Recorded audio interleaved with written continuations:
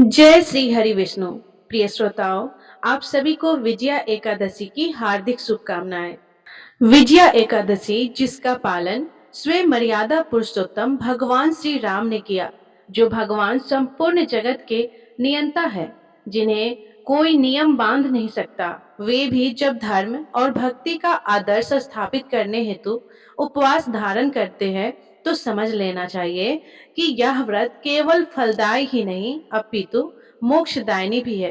कहते हैं कि जब लंका विजय का समय समीप आया, भक्ति, धर्म और कर्तव्य का संग्राम सामने था, तब श्री राम ने गुरुजनों से, ऋषि मुनियों से परामर्श होकर विजया एकादशी व्रत किया। यह केवल धर्म संबंध कार्य नहीं था, यह संकट से पार कराने वाला मार्ग, पाप और भय का नाश करने वाला साधन और विजय का दिव्य सूत्र था। उस पवित्र एकादशी के दिन श्री राम ने न केवल स्वयं उपवास रखा, बल्कि अपनी संपूर्ण सेना, वानर भक्तों और प्रजाजनों को भी इसी व्रत का पालन करने को कहा, क्योंकि भगवान का अभिप्राय केवल अपनी विजय नहीं अपितु संपूर्ण प्रजा का कल्याण था और जगत को यह संदेश देना था कि सत्य और धर्म पर चलने वाला जब उपवास, संयम और भक्ति का सहारा लेता है, तो उसके हेतु कोई भी असंभव कार्य नहीं रहता। विजया एकादशी के पुण्य प्रभाव से वानर सेना का भय मिटा, उनके मन में धैर्य बढ़ा और श्री राम के तेज में दिव्यता के साथ अदम्य पराक्रम भी जाग उठा। उस व्रत का फल यह हुआ कि अधर्म पर धर्म की विजय हुई, अहंकार पर विनय की विजय हुई और रावण जैसे दुरात्मा पर श्री राम की विजय हुई। इसीलिए इसे विजया एकादशी कहा गया, क्योंकि यह पराजित नहीं होने देती। जो भी भक्त इस व्रत को श्रद्धा से करता है, उसे संसारिक और आध्यात्मिक दोनों ही क्षेत्रों में विजय प्रदान होती है। और आज हम सब इसी कथा को श्रद्धा पूर्वक सुनने जा रहे हैं। संभव है कि इस शुभ श्रवण से भगवान श्री राम और श्री विष्णु भगवान का आशीष हम पर भी अवश्य बरसे। एकादशी का फल केवल उपवास या निराहार रहकर ही नहीं मिलता। यह फल तो तब भी मिलता है जब भाव से, भक्ति से, संयम से और संकल्प से हम कथा का श्रवण करते हैं। सभी व्रतों में एकादशी का व्रत सबसे प्राचीन माना जाता है। पद्म पुराण के अनुसार स्वयं श्री ब्रह्मा जी ने देवर्षि नारद जी को उपदेश देते हुए कहा था कि एकादशी महान पुण्य देने वाली होती है।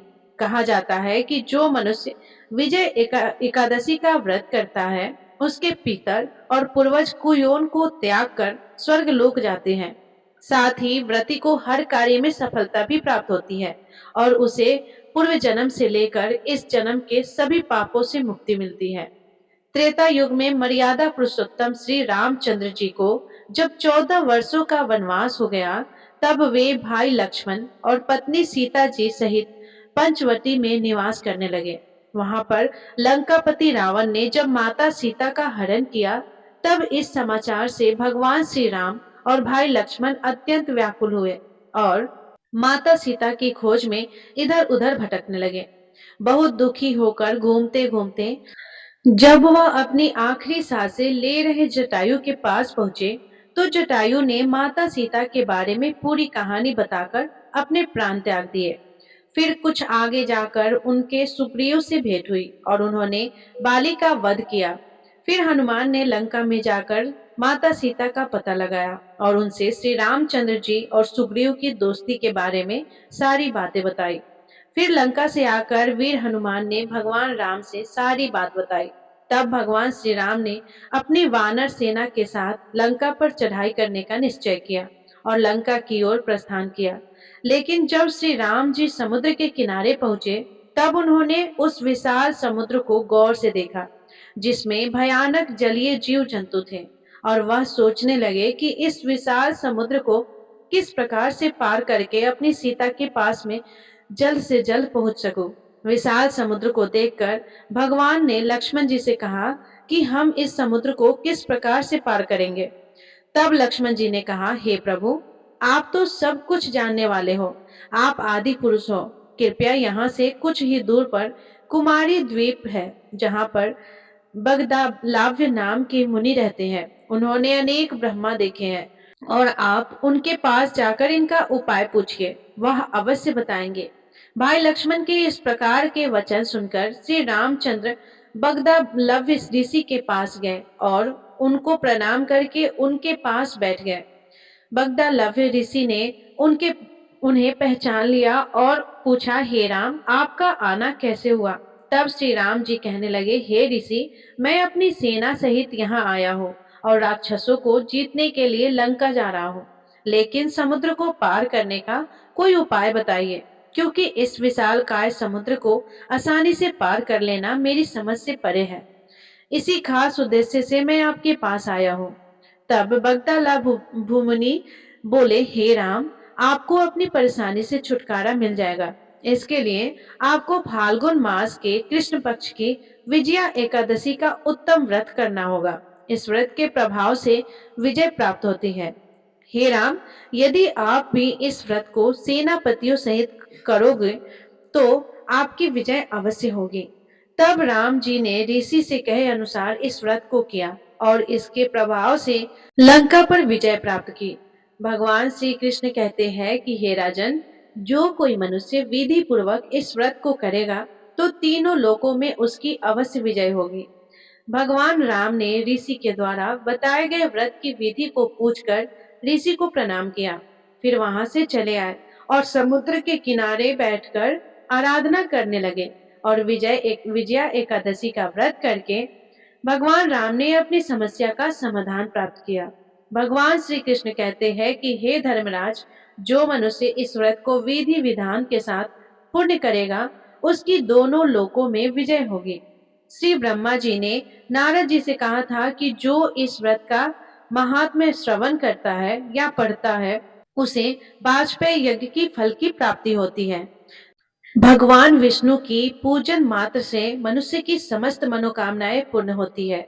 हालांकि श्री राम भगवान शिव विष्णु भगवान के अवतार थे, फिर भी अपनी लीलाओं के चलते प्राणियों को सन्मार्ग दिखाने के लिए ही उन्होंने विष्णु भगवान के निमित्त इस व्रत को किया। इसीलिए विजय की इच्छा रखने वाला इस उपवास को करके अनंत फल का भागी बन सकता है। यह था विजय एकादशी व्रत का महात्म्य और कथा का वर्णन। सभी प्रेम से बोलिए विजया एकादशी की जय। एक बार अढ़ैया नाम के एक बहुत ही भोले भाले नवयुवक थे। उनका नाम अढ़ाई इसलिए पड़ा था क्योंकि उनका आहार यानी भोजन कम से कम 2.5 किलो का होता था। माता पिता की मृत्यु के बाद अब उन्हें 2.5 किलो आटे की रोटी खिलाने वाला कोई बचा ही नहीं था। अब जब भोजन की कमी पड़ने लगी तो वे एक आश्रम में गए और उन्होंने कहा कि हमें नौकरी पर रख लीजिए। साथ ही उन्होंने आश्रम वालों को बताया कि वह तो 2.5 किलो भोजन पाते हैं। आश्रम वालों ने कहा कि वहां तो भंडार चलता है, तो 2.5 किलो भोजन की व्यवस्था तो हो ही जाएगी।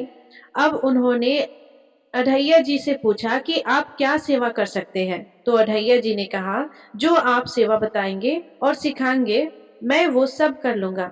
तो उन्हें गैया चराने की सेवा दे दी गई और उन्हें बताया गया कि वैष्णव सिद्धांत का पालन करते हुए आप जब गाय चराने जा रहे हो तब यहाँ से आटा और सब्जी साथ लेकर जाएं। जंगल में भोजन पकाए ठाकुर जी को भोग लगाकर फिर आप प्रसाद पाए। अढ़ैया जी कहने लगे, लेकिन हमें तो भोग लगाना आता ही नहीं है। अब आश्रम से उन्हें आज्ञा मिली कि जैसे ही भोग तैयार हो जाए तो भगवान को बुला लीजिएगा, वह भोग लगा लेंगे, उनके बाद आप प्रसाद पा सकते हैं। अब अढ़ैया जी गाय लेकर चराने के लिए गए तो साथ में उन्होंने गोबर के उपले बीन लिए और 2.5 किलो आटे की बाटी बना ली और आलू का भरता भी बना लिया। फिर कहने लगे कि गुरुदेव के ठाकुर आइए, भोग लगाइए। जो श्री राम बड़े बड़े ऋषि मुनियों की साधना से भी नहीं आते थे, वह उस भोले भाले भक्त के पुकारने पर स्वयं वहां पे आ गए। और अढ़ैया जी ने जब आंखें खोलकर देखा तो धनुष धारण किए हुए श्री राम सामने खड़े थे। अढ़ैया जी ने कहा, आप कौन हो? तब भगवान कहने लगे कि लोग हमें श्री राम कहते हैं। आपने ही तो कहा कि गुरुदेव के ठाकुर आइए और हम तुम्हारे गुरुदेव के ठाकुर ही हैं, तो हम आ गए। तब श्री राम ने कहा कि आलू के भरते की तो बड़ी अच्छी खुशबू आ रही है, हम भी तुम्हारे साथ खाएंगे। अढैया जी ने कहा, हमें तो लगा बस आपको भोग लगाना होता है, आप सच में खाते हैं क्या? तो श्री राम जी कहने लगे, हम सबका नहीं खाते, लेकिन आप जैसे भक्त जब पुकारते हैं तो हम उनका जरूर पाते हैं। अब अढैया जी तो बिल्कुल भोले भाले थे, कुछ भी नहीं जानते थे। इससे पहले ठाकुर जी की सेवा उन्होंने कभी भी नहीं की थी, ना कभी भोग लगाया था। अब भगवान जो बड़े बड़े मुनियों के ध्यान में भी नहीं आते थे, वह उस भोले भाले भक्त के सिर्फ एक बार बुलाने पर आ गए। राम जी कहने लगे कि आप आंखें बंद करिए तो हम आपको भोग पाएंगे। अढैया जी ने सोचा कि प्रभु बस एक या दो बाटी खाएंगे, चलो कोई बात नहीं, आज 2.5 किलो ना सही, थोड़ा कम ही सही, आज ऐसे ही गुजारा कर लेंगे। लेकिन प्रभु श्री राम ने तो सारी बाटी और सारा भरता खा लिया। अढैया जी ने आंखें खोली, देखा तो ना तो भरता था और ना ही बाटी थी, सब गायब हो गया था। तो कहने लगे, प्रभु क्या आज आप हमें भूखा रखेंगे? तो भगवान श्री राम कहने लगे कि जानते हो, आपके गुरुदेव ने भोग लगाने के लिए क्यों कहा? क्योंकि आज एकादशी है, इसीलिए उन्होंने आपको आटा दे दिया और कहा था कि आप खुद पका के भोग लगा लेना।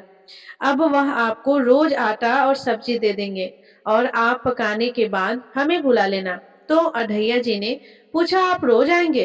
तो श्री राम जी ने बोला कि आप रोज बुलाएंगे तो हम रोज आ जाएंगे। अब अढैया जी आश्रम पर जाकर अपने गुरुजी से बोले, गुरुजी, आज तो आपके ठाकुर जी आए थे और हमारी सारी बाटी खा गए।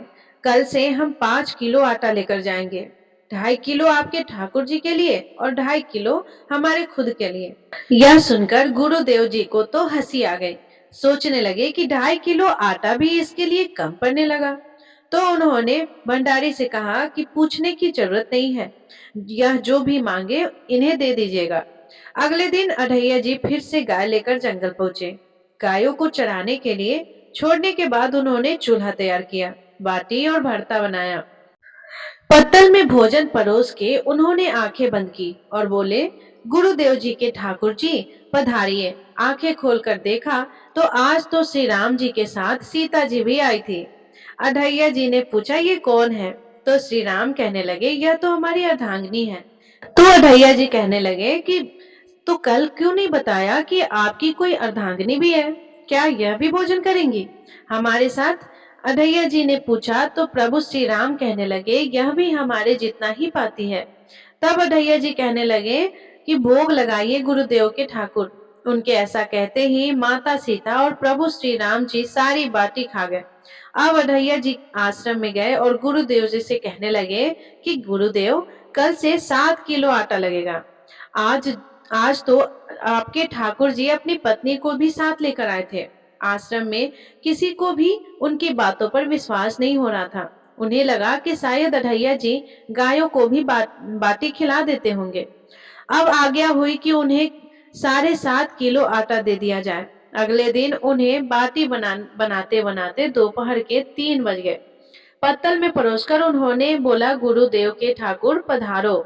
इस बार श्री राम तो अपने साथ लखन जी और माता सीता जी दोनों को लेकर आए। अढैया जी ने फिर पूछा, आज ये कौन आ गए आपके साथ? श्री राम जी बोले, इन्हें नहीं जानते, ये तो हमारे छोटे भाई है। तो अढैया जी बोले, अगर आप पहले बता देते तो हम व्यवस्था करके आते। अब जितना भोजन मैंने बनाया है उतना तो हम सबके लिए कम पड़ जाएगा। तो श्री राम जी ने लक्ष्मण जी से कहा कि बहुत सरल भक्त है, तुम नाराज मत होना। जब वे तीनों चले गए भोजन पाकर, तो अढैया जी ने पतलों में से जो जूठन बची थी वह खुद खा ली। आज उनको एक अद्भुत आनंद महसूस हुआ। अगले दिन वो फिर से आश्रम से 10 किलो आटा मांगने लगे। उन्होंने बताया कि गुरुदेव, आज तो आपके ठाकुर जी के साथ एक गोरे गोरे भाई भी आए थे। अब गुरुदेव जी सोच रहे थे कि भला इस भोले भाले भगत भगत को श्री राम, सीता जी और लखन जी का अनुभव कैसे हो सकता है। अढैया जी ने आज 10 किलो आटा लिया, जंगल गए, पार्टी बनाई और फिर बोले, गुरुदेव के ठाकुर पधारो। आज तो उन्होंने देखा कि आज तो साथ में विशाल गदा लिए हनुमान जी भी आ गए। अब उन्होंने राम जी से पूछा कि आज यह कौन है? तो श्री राम जी कहने लगे, यह तो हमारे प्रिय सेवक हनुमान जी है। तो अढैया जी कहने लगे, प्रभु अगर एक बार में ही बता देते कि आपके कुल में कितने लोग हैं तो हम उतने ही भोजन का इंतजाम करके आते। आप तो एक बार बता तो दीजिए कि कुल कितने लोग हैं, तो हम उतने ही भोजन का इंतजाम करके आएंगे। अब आप एक बार बता दो कि कुल कितने लोग हैं तो हम अपने गुरुजी से जाकर कह देंगे। यह सब बातें अढैया जी श्री राम जी से कह रहे थे। तब श्री राम जी ने हनुमान जी से कहा, गुस्सा मत करो, गुस्सा मत होना, यह बहुत ही निराला भक्त है हमारा। अब कोई बात नहीं, जितना भोजन था वह सभी का पावना था। तो अढैया जी ने सबसे कहा कि प्रसाद पाइए प्रभु। सबने प्रसाद पाया और जो बच गया था वह सब हनुमान जी ने खत्म कर दिया। आज फिर वापस जाकर अढैया जी ने गुरुदेव जी से कहा, गुरुदेव कल से तो आप मुझे 5 किलो आटा और दे दीजिएगा। आज तो आपके प्रभु के साथ एक विशाल सेवक भी आए थे। अढैया जी की बातें सुनकर गुरुदेव को आज बहुत रोमांच हुआ। उन्होंने सोचा कि क्या प्रभु सच में करुणा करके इस भक्त को दर्शन दे रहे हैं।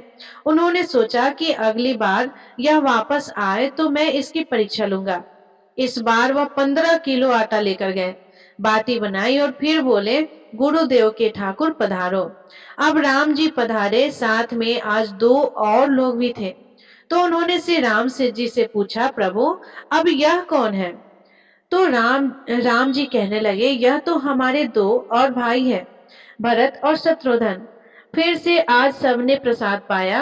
अब अढैया जी वापस आश्रम में आ गए तो गुरुदेव से कहा, गुरुदेव कल से तो 20 किलो वाली आटे की बोरी ही दे दीजिएगा।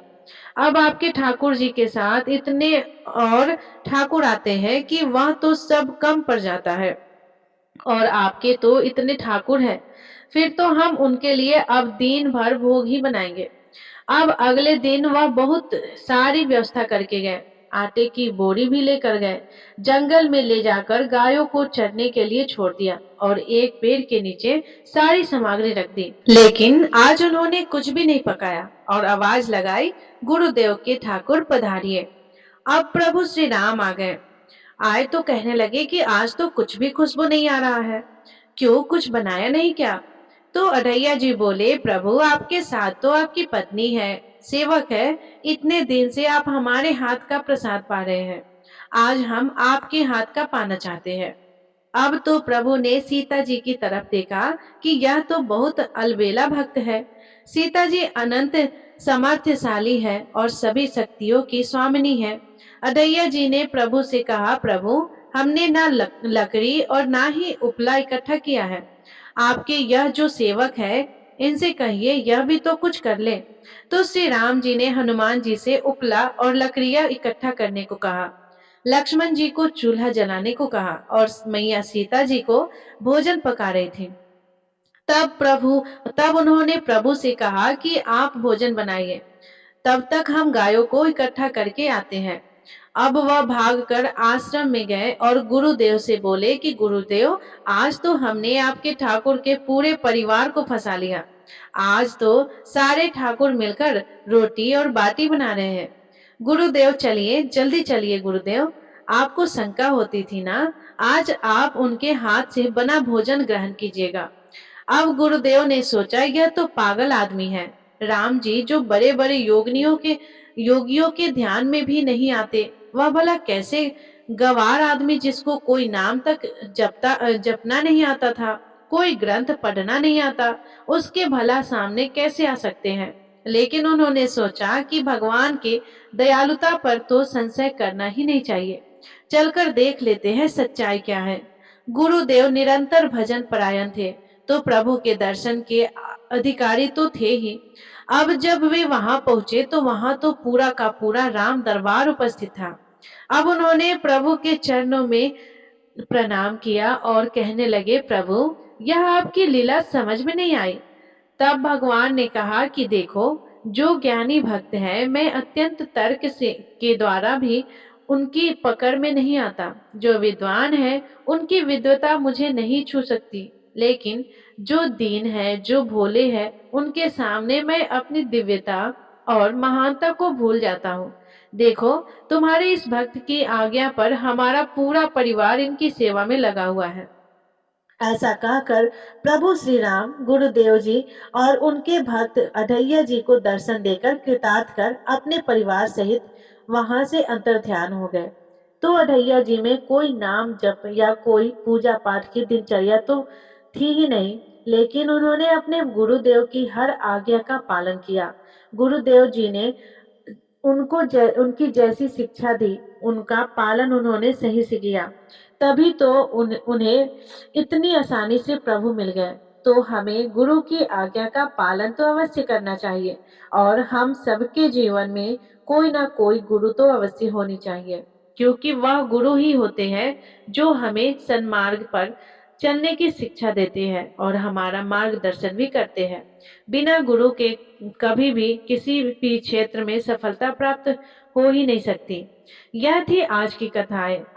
प्रिय श्रोताओं, आप सभी को विजया एकादशी की बहुत सारी शुभकामनाएं। तो ये थी विजया एकादशी की संपूर्ण कथा। यदि ये कथा आपको पसंद आई हो तो वीडियो को लाइक करके चैनल को सब्सक्राइब जरूर कर लीजिएगा, और हाँ, कमेंट में जय श्री राम, जय श्री विष्णु लिखना बिल्कुल ना भूलिएगा। धन्यवाद। राधे राधे। आप सभी का दिन शुभ और मंगलमय हो।